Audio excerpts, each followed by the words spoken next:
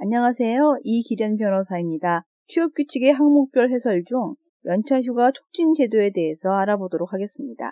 아시다시피 근로기준법에 유급으로 연차휴가를 부여한 제도의 취지는 임금 삭감 없는 휴가 기간을 보장하기 위한 것이라고 할 수 있는데요. 연차휴가 제도를 최저 근로조건의 하나로 법정화하여 근로자를 보호하기 위한 제도입니다. 이와 같은 연차휴가 제도에 대해 최근 헌법재판소도 국가공무원 복무규정과 관련한 사안에서 연차유급휴가는 일정 기간 근로 의무를 면제함으로써 근로자의 정신적, 육체적 휴양을 통하여 문화적 생활의 향상을 기하려는 데 그 의의가 있으므로 라고 판시하였는데요.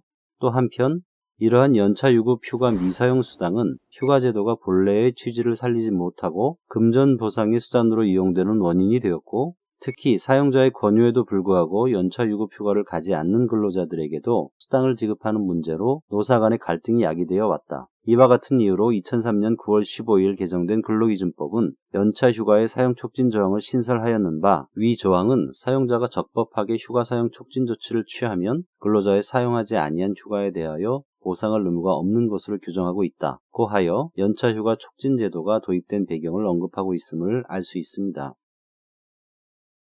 이와 같이 연차휴가 제도는 노동의 재생산 및 문화생활의 향유라는 목적에서 설정된 특별한 제도로 이해할 수 있는데요. 다시 말하면 근로제공 의무가 있음에도 불구하고 노동 재생산을 위하여 근로자에게 근로제공 의무를 면하게 하여 휴양을 취할 수 있게 하는 것입니다. 앞서 본 것처럼 2003년 근로기준법 개정의 결과 근로시간 단축과 아울러 월차휴가제를 폐지하는 한편 연차휴가 제도를 현재와 같이 마련한 것인데요. 종전과 대비하여 가장 큰 특징 중의 하나는 연차휴가 촉진 제도라고 할 수 있겠습니다. 이것은 연차휴가 제도의 본질에 맞게 사용자와 근로자로 하여금 그 사용을 촉진시킨다는 점에서 매우 중요한 의미를 갖는 것으로 볼 수 있겠습니다. 그렇지만 연차휴가 제도는 제도의 본래 취지대로 운영되지는 않고 있는 것으로 보입니다. 이미 앞 과정에서도 소개드렸지만 실제로 직장인들은 부여된 연차휴가를 사용하지 못하고 있으며, 그 주된 원인은 직장 내 경직된 분위기, 업무 과중, 그리고 연차휴가를 사용하지 않고 휴가 보상비를 획득하려는 목적 등으로 조사되고 있습니다. 한편 소속 직원이 미사용한 연차휴가에 대해 보상비를 전액 혹은 일부 지급하는 기업체의 비중이 각각 약 31%와 24%로 나타났으며, 나머지 약 44%의 기업에서는 보상비를 일체 지급하지 않는 것으로 조사되었다는 것인데요. 물론 조사 대상 기업과 조사 방법에 따라 이와 같은 수치와 비율은 달라질 수 있을 것입니다. 하지만 아직도 기업과 직원들 간에는 연차휴가를 둘러싼 인식의 차이가 분명히 존재한다고 보아도 무방할 것입니다. 또 이 조사에서는 만일 연차유급휴가 사용 촉진 제도 등을 통해서 원활한 휴가 사용을 보장한다면 향후 휴가 사용을 확대할 의향이 있는지에 대해서도 조사했는데요. 그 결과 응답 직장인의 92%가 긍정적인 답을 하였음을 알 수 있습니다. 나아가 근로자들이 원하는 휴가 지원 복지 제도의 유형으로는 휴가비 지급이 가장 많았고, 관광 숙박시설 이용 지원, 여행 경비 지원, 공연 관람 지원 등이 순으로 나타나고 있어서 금전적인 보상을 가장 원하는 것을 알 수 있습니다. 네, 이상과 같이 연차휴가 제도 그리고 촉진 제도의 도입 취지와 실제 기업에서 이 제도가 어떻게 운영되고 있는지에 관해서 주요 내용 위주로 살펴보았는데요. 이번 과정에서는 연차휴가 사용 촉진 제도에 대해서 어떤 요건이 갖춰져야 하는지, 어떤 근로자를 대상으로 하는지, 실시 효과는 어떻게 되는지 등을 순서대로 알아보도록 하겠습니다. 먼저 개념을 정확히 할 필요가 있는데요. 연차유급휴가 사용 촉진 제도는 사용자가 근로자에게 적극적으로 연차유급휴가 사용을 권유하였음에도 불구하고 근로자가 휴가를 사용하지 않는 경우에는 사용자의 금전 보상 의무를 면제해주는 제도를 말합니다. 앞서도 일부 말씀드린 것처럼 몇 가지 이유로 인해 기업 현장에서는 부여된 연차휴가를 사용하지 못하는 것이 현실입니다. 그 이유 중 하나는 근로자가 연차유급휴가를 사용하지 않고 근로한 경우에는 유급으로 지급되는 임금과 유급휴가일의 근로에 대한 소정의 통상임금, 즉 휴일 근로수당이 지급되어야 하며, 이 휴가 근로수당 청구권은 연차휴가 사용 청구권이 소멸한 후에도 여전히 존속한다고 보기 때문입니다. 물론 휴가를 사용하지 않고 수당을 받으려는 근로자들의 입장도 충분히 이해할 수 있는 것이고, 또 휴가 사용 청구권은 발생일로부터 1년이 지나면 사용할 수 없지만 이에 대한 보상으로서의 수당을 그 성격상 임금으로 보아 3년간은 청구할 수 있도록 해석하는 법원의 입장도 결국 근로자들을 배려한 해석이라고 할 수 있습니다. 하지만 그럼에도 불구하고 이러한 상황은 노동의 재생산 유지와 근로자의 문화적 생활 확보라는 연차 유급휴가 제도의 본래의 취지와는 어긋난다는 점을 부인할 수 없습니다. 이런 문제의식 하에서 노동관계법과 제도 선진화의 일환으로 주 40시간제와 함께 연차 휴가 사용을 촉진함으로써 제도 본래의 취지를 살리는 한편 미사용 연차 유급휴가에 대한 보상에 따르는 기업의 부담을 완화시켜주기 위해 도입된 것이 바로 연차 유급휴가 사용 촉진제입니다. 구체적으로 사용자가 미사용 연차 유급휴가에 대한 보상 의무를 면하려면 몇 가지 요건을 모두 충족해야 합니다. 우선 사용자의 촉진 행위가 있어야 하는데요. 근로기준법에서는 그것을 구체화하여서 휴가 사용기간 만료 6개월 전을 기준으로 10일 이내에 사용자가 근로자별로 사용하지 아니한 휴가 일수를 알려주고 근로자가 그 사용 시기를 정하여 사용자에게 통보하도록 서면으로 촉구할 것이라는 규정을 두고 있습니다.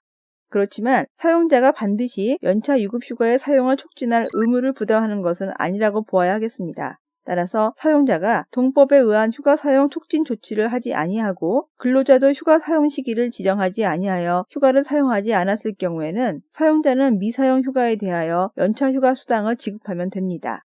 다음으로 이러한 촉구에도 불구하고 근로자가 촉구를 받은 때로부터 10일 이내에 미사용 연차 휴가의 전부 또는 일부의 사용 시기를 정하여 사용자에게 통보하지 아니한 경우에는 연차 휴가 사용 기간 만료 2월 전까지 사용자가 미사용 휴가의 사용 시기를 정하여 근로자에게 서면으로 통보하도록 하고 있습니다.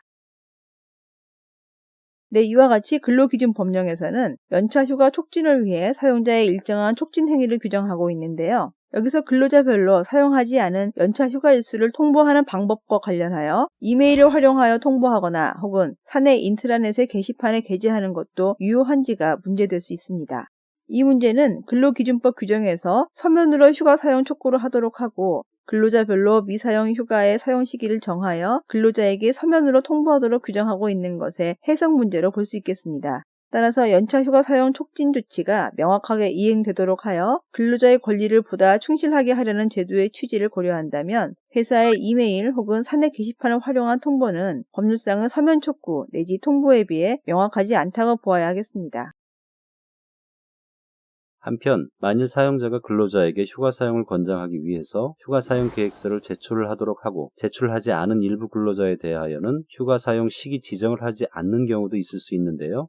네, 이런 경우를 휴가 사용 촉진 조치가 취해졌다고 보기는 어렵다고 하겠습니다. 따라서 이로 인해 근로자가 휴가를 사용하지 못했다면 사용자는 미사용 휴가에 대해 보상할 의무를 지게 될 것입니다.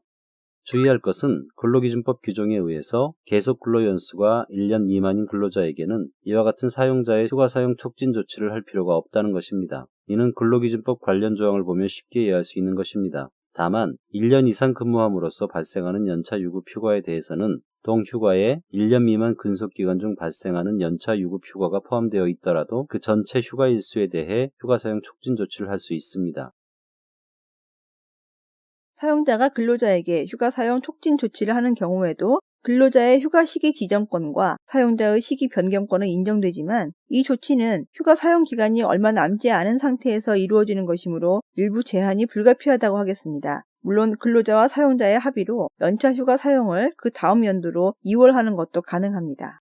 휴가 사용 시기와 관련하여 생각해 보아야 할 것으로 먼저 사용자가 연차 휴가 사용 촉구를 하여 시기를 정한 경우에 이 시기를 근로자가 변경할 수 있는지가 문제됩니다. 원칙적으로 근로자의 연차 휴가는 자유롭게 이용할 수 있어야 하는 것이라는 관점에서 이 경우 근로자는 새로운 시기를 지정할 수 있다고 보아야 하겠습니다. 물론 사용자의 입장에서도 요건이 갖추어진다면 다시 시기 변경권을 행사할 수 있을 것입니다.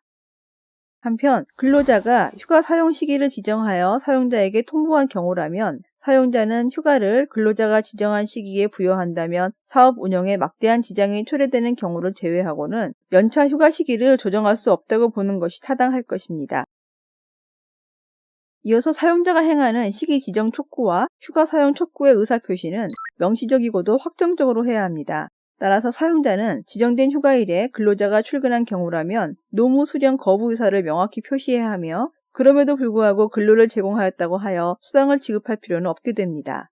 이와 반대로 사용자가 노무 수령 거부 의사를 명확히 표시하지 않았거나 혹은 휴가에 출근한 근로자에게 업무 지시 등을 하여 근로자가 근로를 제공한 경우에는 근로자의 휴가일 근로를 승낙한 것이 되어 연차 휴가 수당을 지급해야 하는 상황이 올 수 있으므로 명심해야 하겠습니다. 이상과 같이 사용자는 이러한 촉진 조치를 성실히 이행하였다면 근로자가 휴가를 사용하지 않았다고 하더라도 휴가 근로수당을 지급할 의무를 면하게 됩니다. 다만 사용자가 지정한 연차 휴가일에 근로자가 휴직이나 기타 사유로 노무 제공 의무가 면제되거나 정지되어 휴가를 소진할 수 없는 경우 등에는 여전히 수당 지급 의무를 부담한다고 해석해야 하겠습니다. 연차 휴가 사용 촉진 제도의 주요한 내용을 살펴보았는데요. 최근 근로기준법 개정으로 자녀 휴가 일수 및 사용 통보 시기를 휴가 사용 기간이 끝나기 전 3개월이었던 것을 6개월로 늘렸습니다. 현실적으로 3개월이라는 짧은 시간 동안 전체 근로자에게 자녀 연차 유급 휴가를 사용토록 하는 것은 어려움이 많이 따른다는 지적을 반영한 것인데요. 어쨌거나 앞으로는 연차 유급 휴가 사용 촉진 제도가 보다 보편적으로 사용될 것으로 예상되기 때문에 사용자도 근로자도 유의해야 할 제도로 생각됩니다.